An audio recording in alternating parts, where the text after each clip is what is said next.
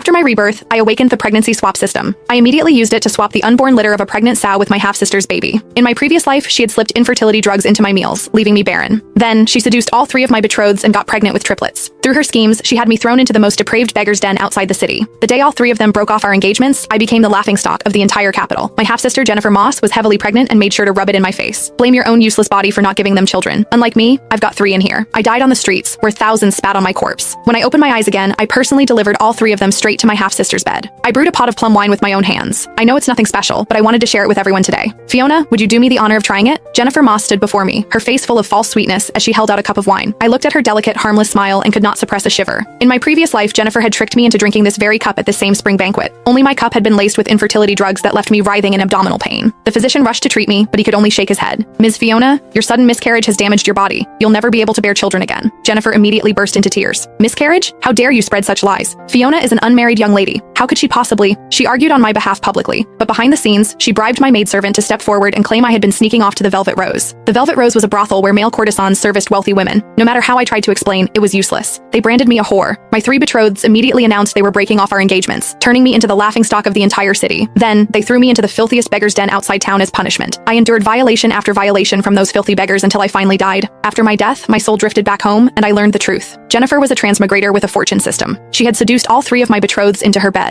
With her pregnancy, the 3 men spoiled her rotten. Using them as her backing, she forced my mother to drink poison. After Mother and I died, she brazenly seized Mother's dowry, stole everything that was mine, and became the matriarch of the Moss household. She even had our bodies thrown into a mass grave to be devoured by wild dogs. Thinking of my past life, I could barely contain my towering hatred. Looking at Jennifer's innocent smile now, I wanted nothing more than to lunge forward and cut her into 1,000 pieces to avenge myself. Still, heaven took pity on how miserably I died in my last life and gave me a second chance. They let me come back to deal with these 4 scum, and I even awakened the pregnancy swap system. Seeing that I had not responded, Jennifer's syrupy voice rang out again. You don't think it's terrible, do you, Fiona? I'm not very good at making wine, but I picked every plum myself. I chose only the best and largest ones and spent 2 whole months preparing this. She looked pitiful and even managed to squeeze out a few tears. Before I could respond, my 3 betrothed stood up with darkened faces. Quinn Hartley pointed at me angrily. Fiona, what are you acting so high and mighty for? The other 2, Liam Kent and Grayson Dash, joined in accusing me. Fiona, do you know Jennifer almost fell from a tree making this wine? If you don't want it, fine, but don't insult her. They were trying to force me to accept Jennifer's cup. In my last life, these people were the ones who caused my miserable death. The 3 of them had been raised in the Moss household since childhood. If I had not elevated them to the position of betrothed wards with comfortable lives, they would have starved to death on the streets long ago. Now they were pressuring me for the sake of an illegitimate daughter, completely disregarding my dignity. I smiled coldly and took the cup of wine. How could I possibly look down on the wine Jennifer made herself? But this wine is too precious for me to enjoy alone. Pour a cup for everyone. Why should I suffer alone when we could all suffer together? After all, the wine was laced with infertility drugs. Seeing that each of my 3 betrotheds had a cup in front of them, I drained mine first in one gulp. A flicker of panic crossed Jennifer's face. She tried to stop the 3